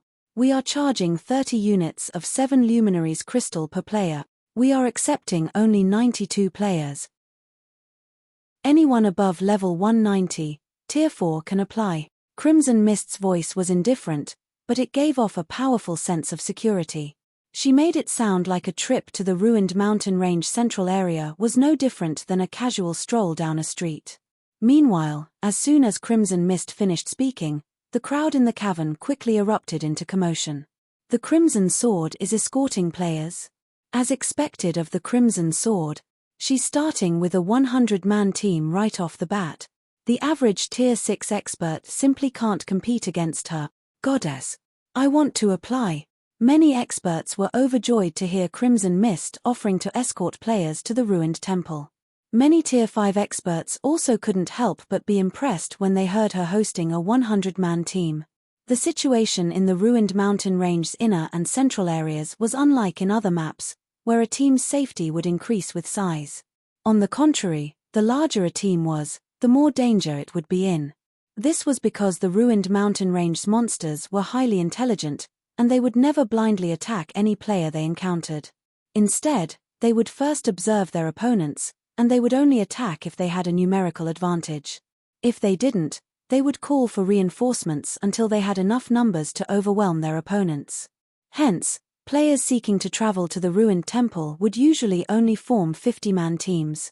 This was also the ideal team size that many experts had concluded from their experience. Yet, Crimson Mist had chosen to lead a 100-man team. Unless she was confident in her strength, there was no way she would do such a thing. In no time, many players had gone to apply for Crimson Mist's team. Some level 200+, Tier 5 experts from other teams had even chosen to leave their teams to join Crimson Mist's team. Seeing the crowd around Crimson Mist, Crying Blade from the Dragon Phoenix Pavilion hurriedly said to Fiery Heart, "Heart, let's quickly go and apply as well. There might not be any spots left for us if we don't hurry." The other Dragon Phoenix Pavilion members also looked at Fiery Heart, a hint of urgency in their eyes. Although Crimson Mist charged a higher price for her services than Shifeng, there was no doubt it would be safer if they traveled with her. However, the guild's higher-ups had appointed Fiery Heart as the leader of their team, so she would ultimately decide on which course of action the team would take.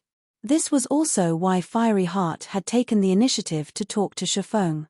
"I know what all of you are thinking, but we've already concluded our negotiations. We cannot go back on our agreement," Fiery Heart sternly said as she glared at her teammates. "I disagree. You might be the leader, but that doesn't mean you can act selfishly, Heart," Crying Blade said as he stepped forward. "The guild has tasked us to head to the ruined temple as reinforcements, so we must prioritize our safety above all else. That uncle over there might be a tier 6 sword god, but with his low level, how is he any different from us in front of level 200+ monsters? If you insist on acting selfishly, I'll just pay out of my pocket." The other level 200+, tier 5 experts of the team nodded in agreement. "Crying Blade, I am the leader of this team," Fiery Heart bellowed. "You might be the leader, but don't forget that you're from the Phoenix Pavilion, while I am from the Heavenly Dragon Pavilion. Also, if you weren't from the Phoenix Pavilion, do you think you can get selected as the team leader with your strength?" Crying Blade said, sneering. Then, while making his way over to Crimson Mist, he continued, "Regardless, I am heading over there. Whoever wants to stick with that uncle over there can stay." The Dragon Phoenix Pavilion was made up of the Phoenix Pavilion and the Heavenly Dragon Pavilion, and the two were in a competitive relationship with each other. If not for the current guild leader being the Phoenix Pavilion's Pavilion Master, Fiery Heart could have never become the leader of the operation this time. Subsequently, over half of the Dragon Phoenix Pavilion's members left with Crying Blade to join Crimson Mist's team without hesitation. Unfortunately, Fiery Heart could do nothing but watch as this happened. The Heavenly Dragon Pavilion's current Pavilion Master was constantly at loggerheads with the current guild leader. As a result, the Heavenly Dragon Pavilion's members were no longer as accommodating toward the Phoenix Pavilion's members. Not to mention, the command to head to the ruined temple didn't come directly from the guild leader this time. Instead, it came from the guild's executives, and the command was only for them to reach the ruined temple as quickly as possible. Although the guild's executives had appointed Fiery Heart as the team's leader out of respect for the guild leader, she didn't hold absolute authority over the team. Not a single level 200+, tier 5 expert stayed. When Fiery Heart saw that only 16 members stayed behind, her complexion turned incredibly ugly. "If you find any errors, broken links, non-standard content, etc., please let us know. Report chapter so we can fix it as soon as possible." Chapter 3613, Chapter 687, This Big Brother is a Little Strong.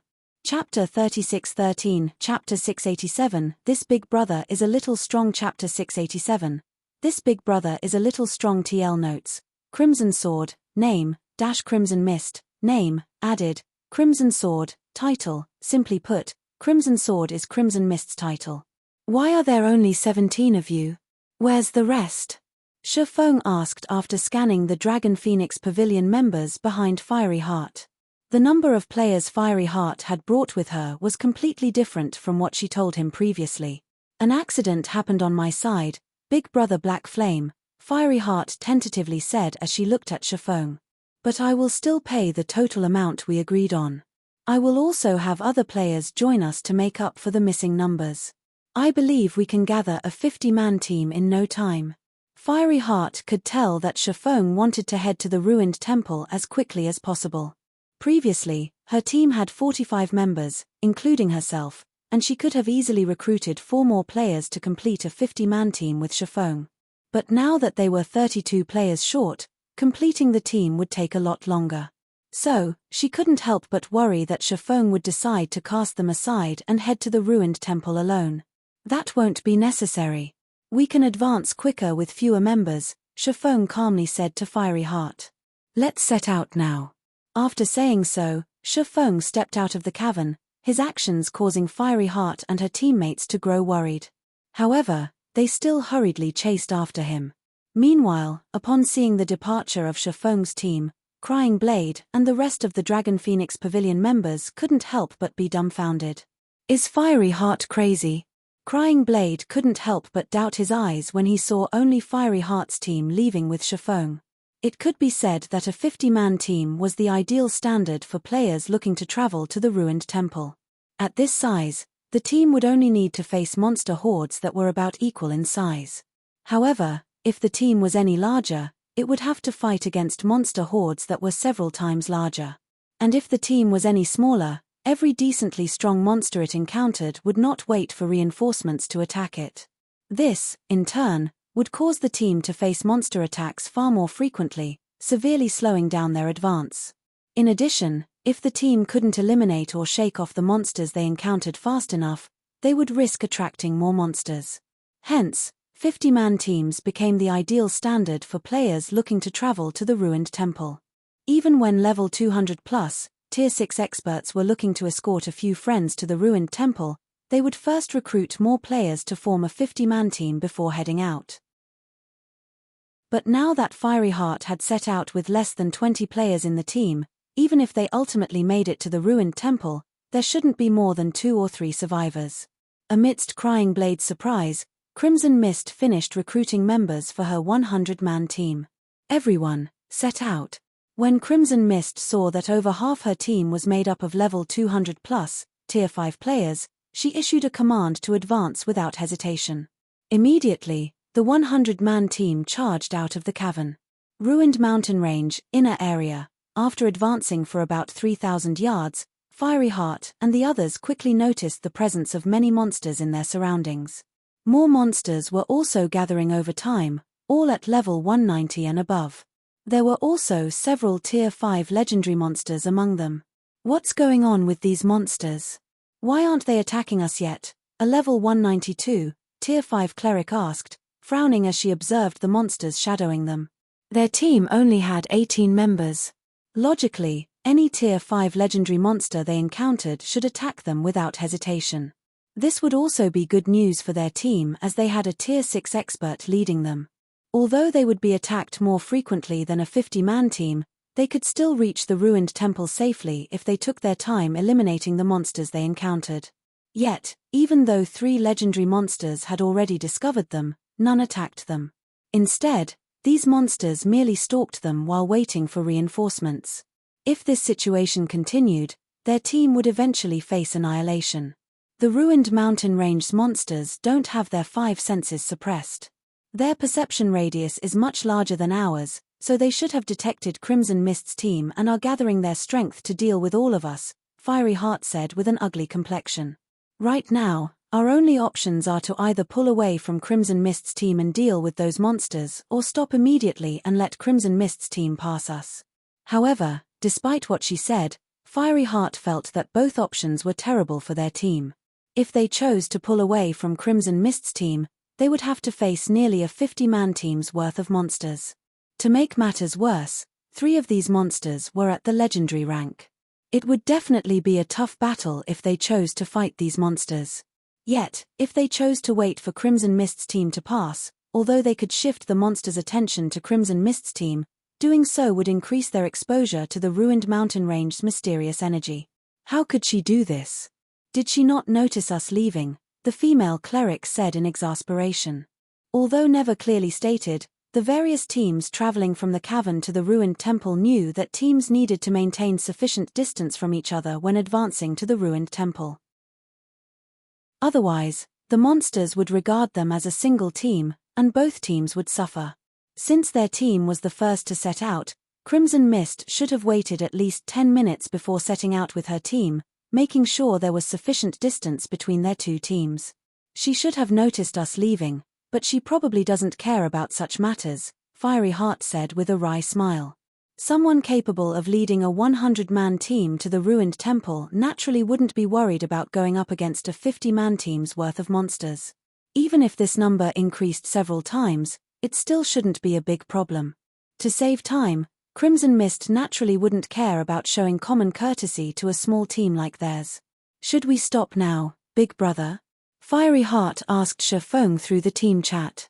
If we continue advancing, we will have to face more and more monsters later on, ignore them. We will continue advancing, Shifeng calmly replied. Is he not worried in the slightest? Fiery Heart couldn't help but be surprised by Shifeng's indifferent response.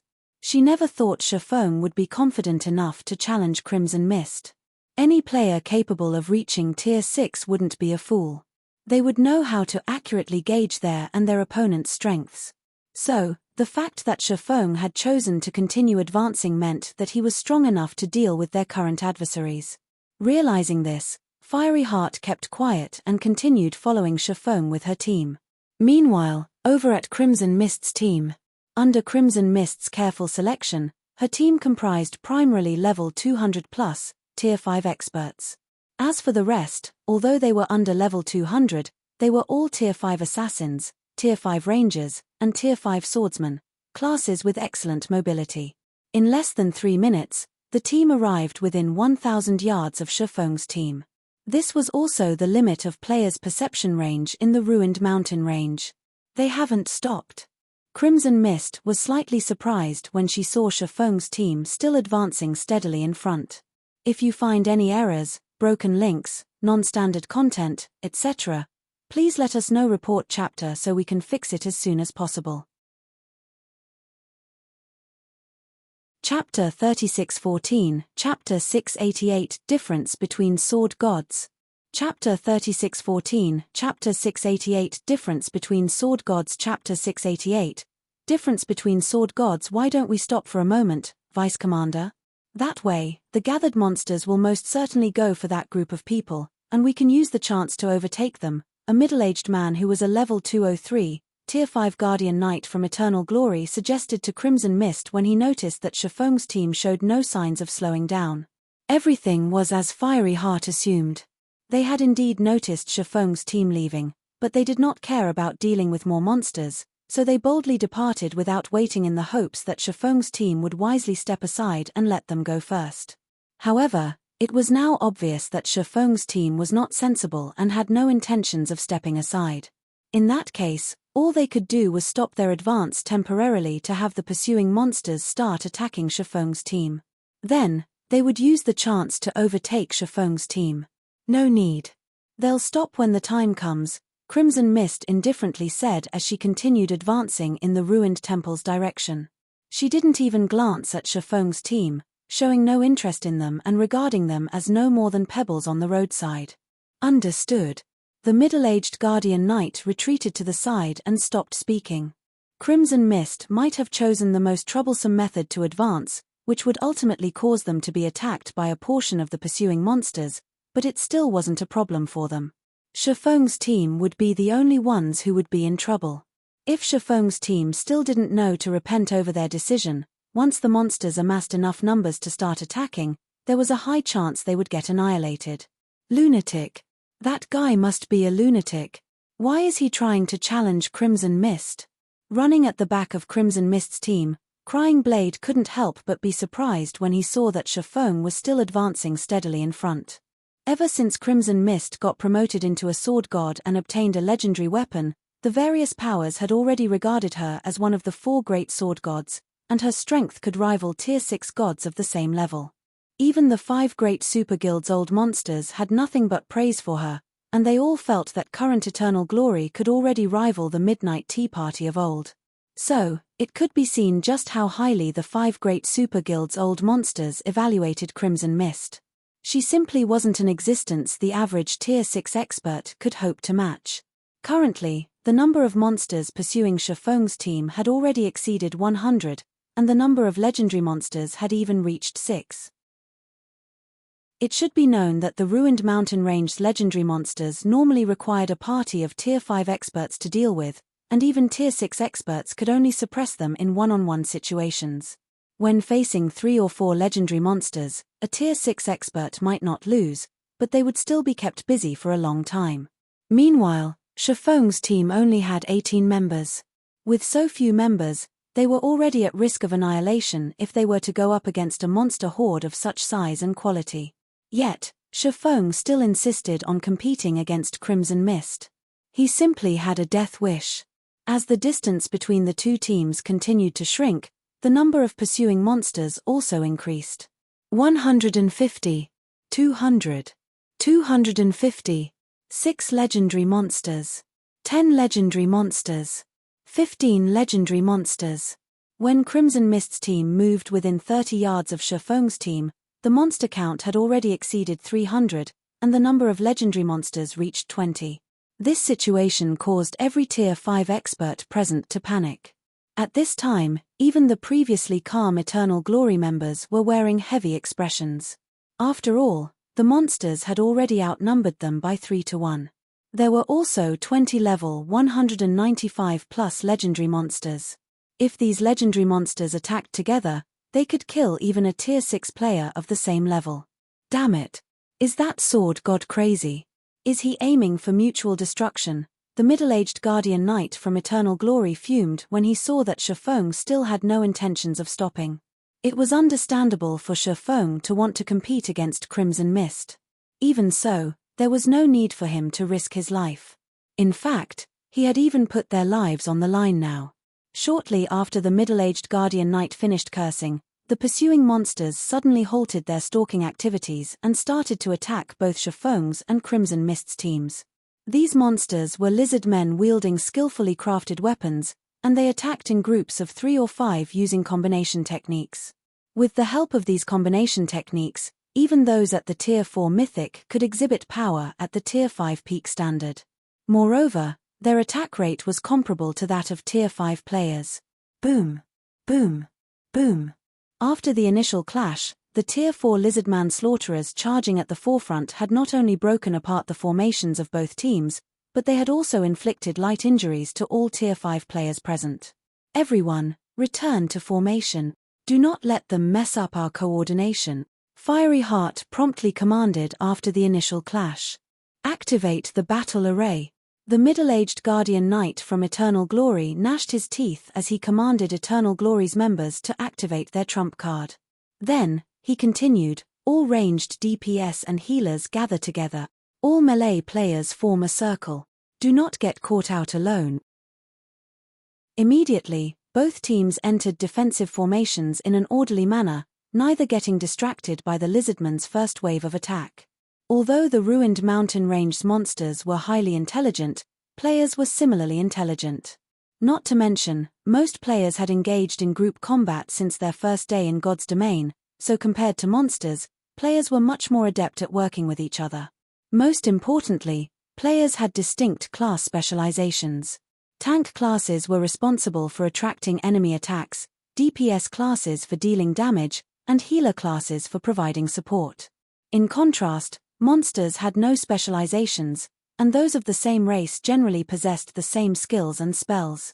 There was no variation to speak of. Due to these points, so long as players kept calm, they could easily stabilize the situation and gradually occupy an advantageous position in group battles against monsters. While the Tier 5 players were engaging the Tier 4 Lizardman slaughterers in battle, the legendary-ranked Lizardman heroes started their attack on Crimson Mist and Shifeng. The Lizardman heroes similarly moved in coordination, the 20 of them splitting into 2 groups of 10 to deal with the 2 Tier 6 players. They intended to distract the human team's 2 strongest combatants to give the other Lizardmen time to kill the other players. Get lost. After looking at the Lizardman heroes targeting her, Crimson Mist unsheathed the 2 long swords she carried on her back and brandished them. Like 2 dragons executing a tail swipe, the 2 weapons instantly sent the 10 Lizardman heroes flying, the sight exciting Crimson Mist's teammates. How strong! I can't believe she neutralized the 10 monsters combination technique and sent them flying, as expected of Crimson Mist. Those legendary monsters are no match for her whatsoever. Crimson Mist's teammates all cast looks of admiration at her. After seeing her attack, they all felt that the battle before them was no longer a problem, and they couldn't help but grow excited. While Crimson Mist's teammates were immersed in excitement, Shifeng stood still and calmly looked at the 10 Lizardman heroes attacking him. Then, just as everyone thought that Shifeng had been scared silly, he took a step forward. Suddenly, a divine might rivaling that of primordial gods spread from Shifeng. Then, the 10 Lizardman heroes suddenly froze mid-air as if they were petrified. A divine domain. Fiery Heart gaped in shock at this scene, and her eyes nearly fell out of their sockets. If you find any errors, broken links, non-standard content, etc., please let us know. Report chapter so we can fix it as soon as possible. Chapter 3615, Chapter 689, SSS Rank Expert. Chapter 3615, Chapter 689, SSS Rank Expert. Chapter 689, SSS Rank Expert. A divine domain? How is this possible? Crying Blade couldn't believe his eyes when he saw the 10 Lizardman heroes standing frozen around Shifeng. The level 197 Lizardman heroes might only be tier 5 legendary monsters, but each was strong enough to give the average tier 6 expert of the same level a headache. If 10 of them worked together, they could even cause substantial damage to the tier 6 expert in question. Only experts of Crimson Mist's caliber could send 10 Lizardman heroes flying with a single attack. Shifeng was only a level 178 player, so it was evident he had only gotten promoted to tier 6 recently. Yet, he managed to immobilize the 10 Lizardman heroes attacking him simply by unleashing his divine might. This meant that his control over his divine might had already reached a level where he could already form the rumored divine domain. Divine domain. Even among the 5 great superguilds, the ability to form a divine domain was a divine technique that only 2 old monsters had successfully grasped. Meanwhile, so long as these 2 old monsters unleashed their divine domain, they would be invincible to existences below tier 6. Be it monsters or players, everything below tier 6 would be incapable of resisting them. While everyone was dazedly staring at the 10 immobilized Lizardman heroes, Shifeng unsheathed one of the long swords he carried around his waist and brandished it, instantly creating a galaxy of stars across the battlefield. Subsequently, the 10 Lizardman heroes and all other Lizardman monsters within a 1,000-yard radius of Shifeng were sent flying and crashing over 1,000 yards away, and all of them entered a heavily injured state. Is he a monster? The middle-aged Guardian Knight from Eternal Glory gasped at this scene. The act of heavily injuring 300-plus lizard men was simply unbelievable, even if most of them were only mythic monsters. If it was up to Crimson Mist, there was zero chance she could replicate such a feat. This wasn't to say that Crimson Mist didn't have the raw power to heavily injure over 300 mythic-ranked lizard men. Instead, it was because she lacked the ability to manipulate over 300 attacks to accurately circle around the players on the battlefield and strike only the lizard men. If Crimson Mist truly wished to heavily injure all of the lizard men in her vicinity, she would have no choice but to use an indiscriminate AoE attack.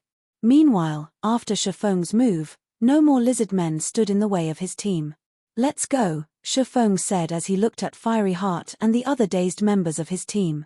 Then, he promptly continued on his way toward the ruined temple, showing no intentions whatsoever to stay and fight alongside Crimson Mist's team. Fiery Heart failed to react to Shifeng's words immediately. It wasn't until she closed her mouth with much effort that she had her teammates chase after Shifeng. As for Crimson Mist and her teammates, they simply watched as Shifeng's team left, unable to come up with any words. It wasn't until Shifeng's team had moved 1,000 yards away and the heavily injured lizard men had scattered from the battlefield that everyone snapped out of their daze. How can this be? Regret filled Crying Blade's heart as he watched Fiery Heart's group leave. Originally, Crying Blade thought the quickest and safest way to reach the ruined temple would be to join Crimson Mist's team. However, after seeing Shifeng's display of overwhelming strength, even a fool could tell that the best option to travel to the ruined temple would be to follow Shifeng. Moreover, because he had chosen Crimson Mist's team over Shifeng's team, he must have inadvertently offended Shifeng already. After this, even if he wanted to establish a connection with Shifeng, it would be incredibly difficult to do so. Who do you think that person is, Vice Commander? Not only does he know how to cast a divine domain, but his strength attribute is also through the roof.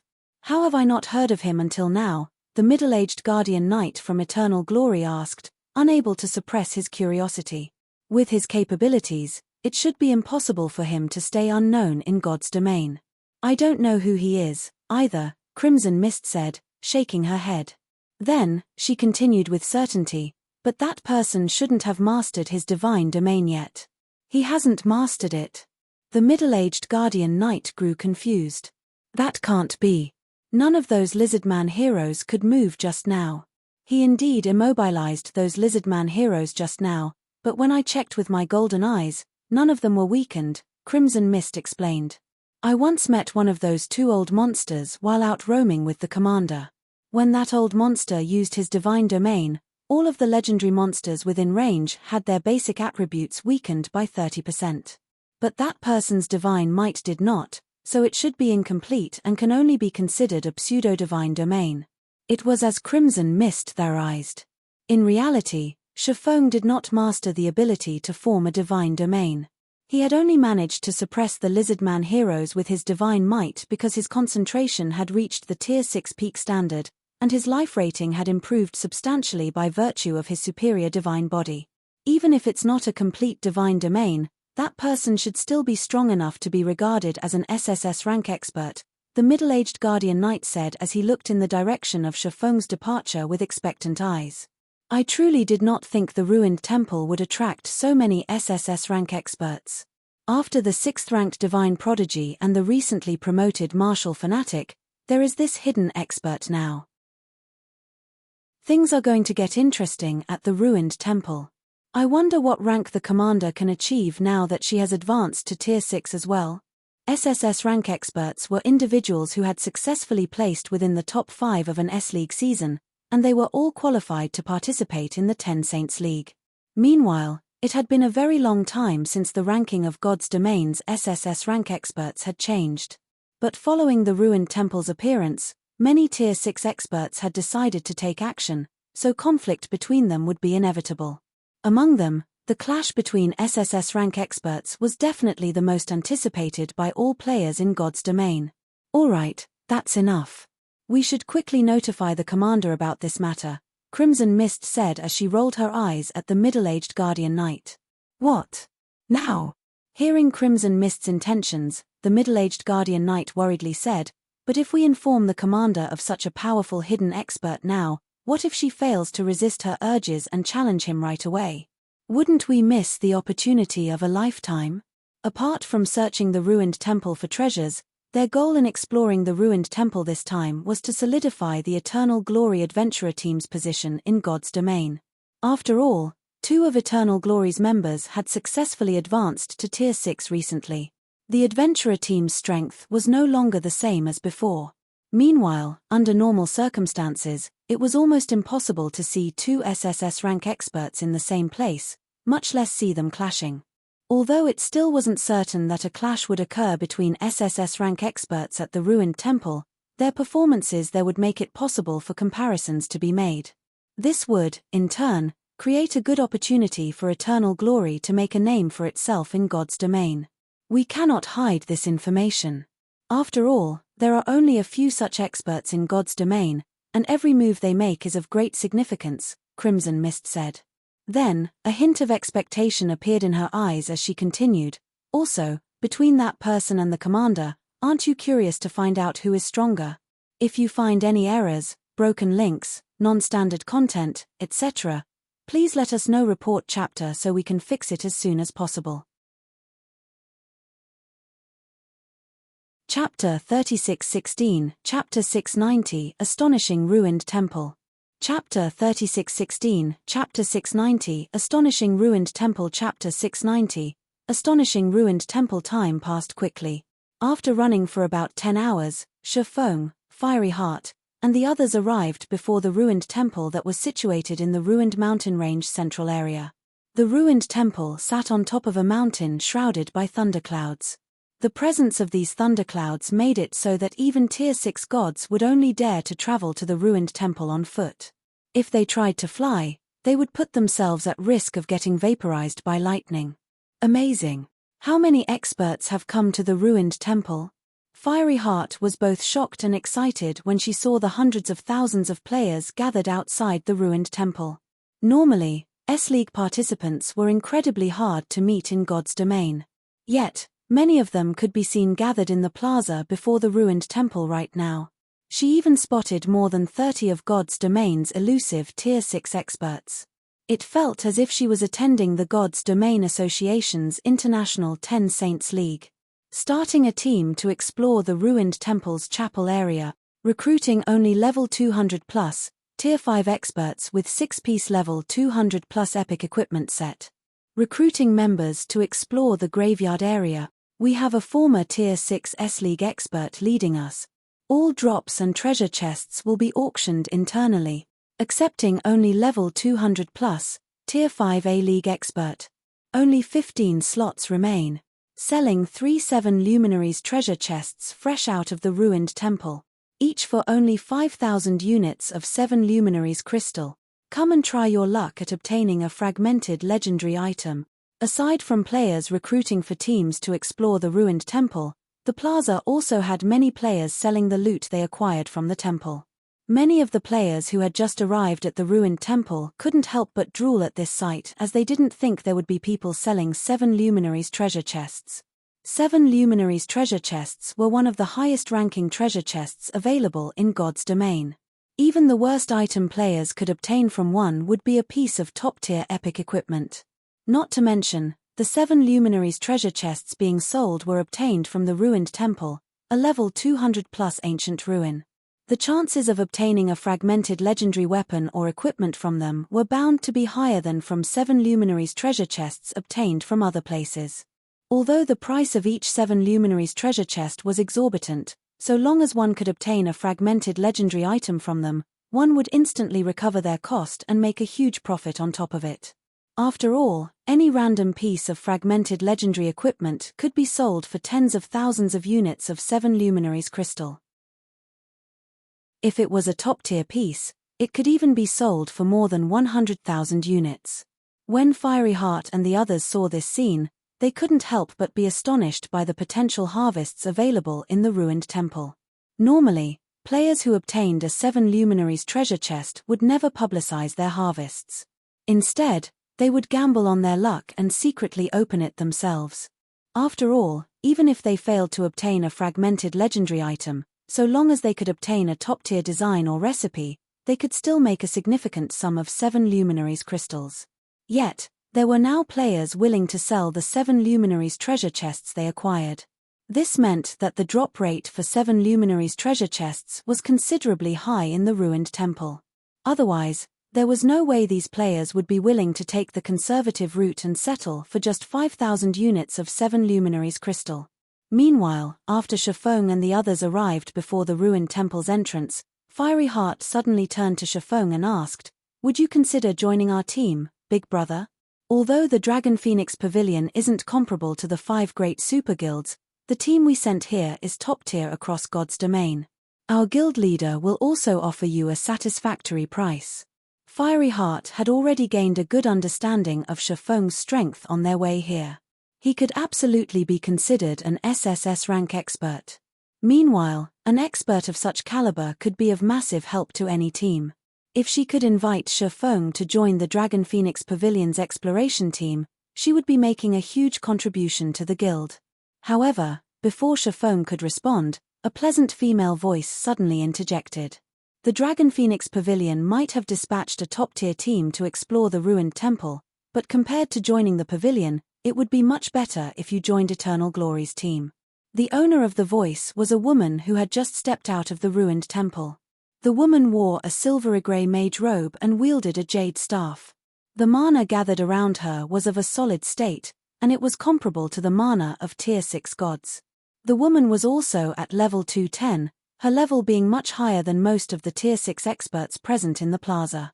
Following the woman's appearance, a commotion occurred in the plaza. "My god! It's Ji Luorong. Eternal Glory's commander is actually here as well. Wait. She's a tier 6 mage god now. She actually succeeded in her promotion. Many of the experts present recognized the woman in the silvery-grey mage robe, and all of them couldn't help but look at her in surprise. However, they were surprised not simply because Ji Luorong was the Eternal Glory Adventurer Team's commander, but also because she had successfully advanced from a Tier 5 Grand Wizard to a Tier 6 Mage God. Eternal Glory was one of God's Domain's top-ranking adventurer teams, and a large part of how it achieved its current position was because of its commander, Ji Luorong. In the past, despite being only at Tier 5, Ji Luorong had successfully killed multiple Tier 6 experts when she involved herself in a chaotic war between the various superpowers. As a result, even though she was not at Tier 6, the God's Domain Association still regarded her as an SSS rank expert. Many people even felt that should Ji Luorong successfully advance to Tier 6, she could secure herself a spot among the 10 saints. Unfortunately, Ji Luorong never managed to advance to Tier 6, and her name gradually faded from everyone's minds after the war between the various superpowers ended. But now. Hello, I am Ji Luorong, commander of the Eternal Glory Adventurer Team. Under everyone's gaze, Ji Luorong approached Shifeng and introduced herself with a smile. May I know if you are interested in joining Eternal Glory's team? I can assure you that you will obtain a much more bountiful harvest with us than with the Dragon Phoenix Pavilion, especially now that the pavilion is getting obstructed inside the ruined temple. Obstructed? Ji Luorong's words piqued Shifeng's curiosity. What do you mean by that? Shifeng wasn't surprised that Ji Luorong would approach him. He was quite familiar with Ji Luorong in his previous life, so he knew she was a combat enthusiast.